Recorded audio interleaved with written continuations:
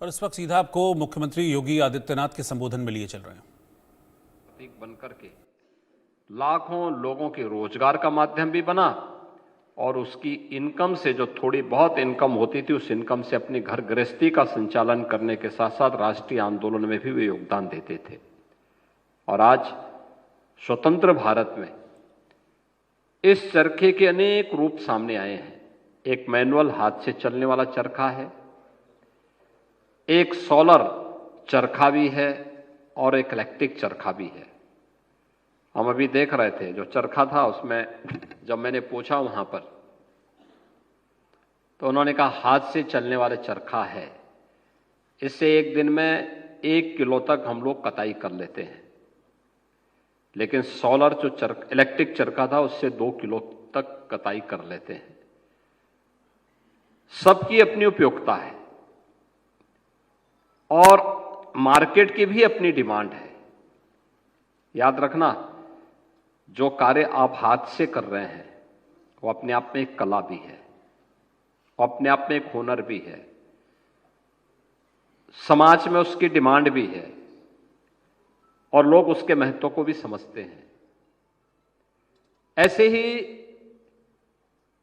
इससे न केवल रोजगार किसान से लेकर के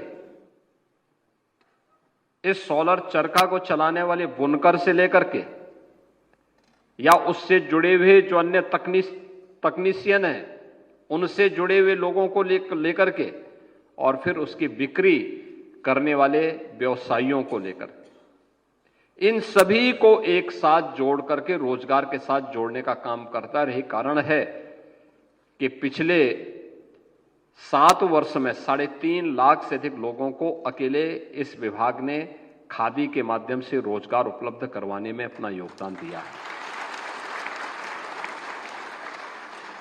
दूसरा है माटी कला बोर्ड। माटी कला बोर्ड मैं भी देख रहा था, उनके पास भी एक मैनुअल चाक है, एक सोलर चाक है और एक इलेक्ट्रिक चाक है।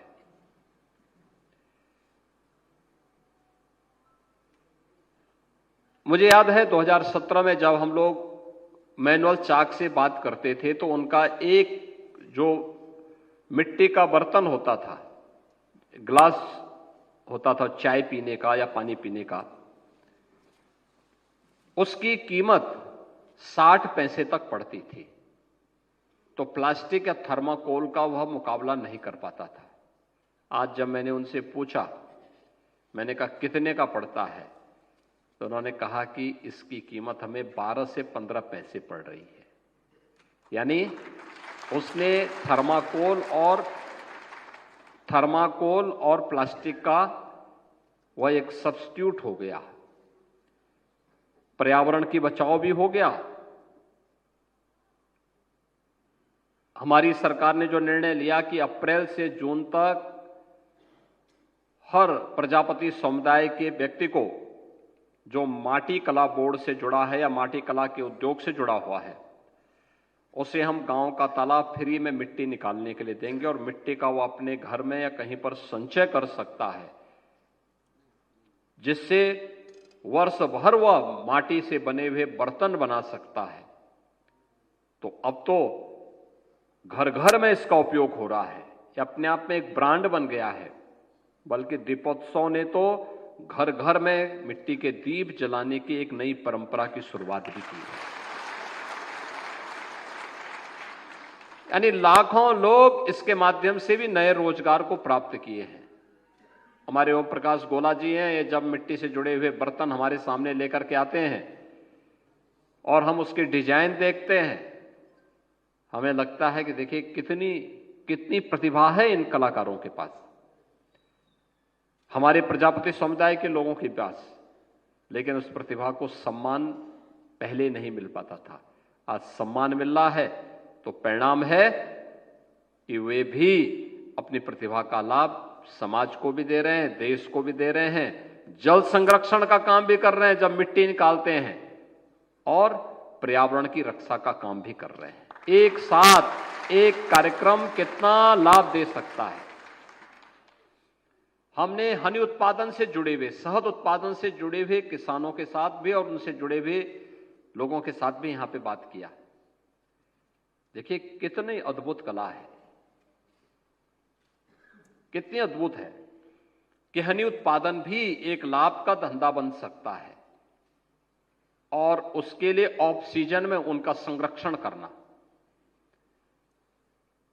जब सीजन है उस समय उन्हें खेतों में छोड़ना, उससे शहद उत्पादन करना।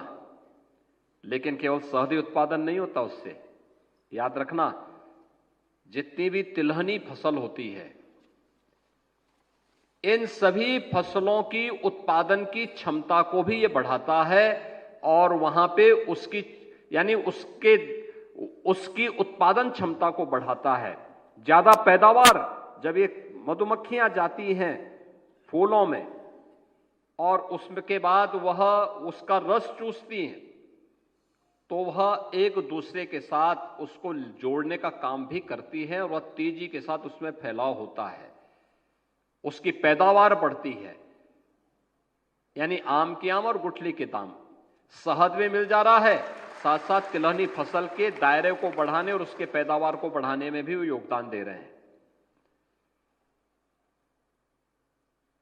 किसान, कपास का किसान हो या फिर किसी भी ऐसे खादी से जुड़े हुए, उन उत्पाद से जुड़े हुए हमारा किसान से लेकर के काटने तक, ये पूरी एक चेन बनती है जो उसको बाजार तक पहुंचाती है और कई लोगों को उस रोजगार के साथ जोड़ने का काम करती है। और उत्तर प्रदेश का वन डिस्ट्रिक्ट वन प्रोडक्ट ने तो पूरी देश के अंदर और पूरी दुनिया के अंदर अपनी धूम ही जमा दी है। आज जब प्रधानमंत्री मोदी जी कहते हैं वोकल फॉर लोकल, तो उसमें सबका ध्यान उत्तर प्रदेश के एक जनपद, एक उत्पाद के कार्यक्रम के साथ जुड़ जाती है।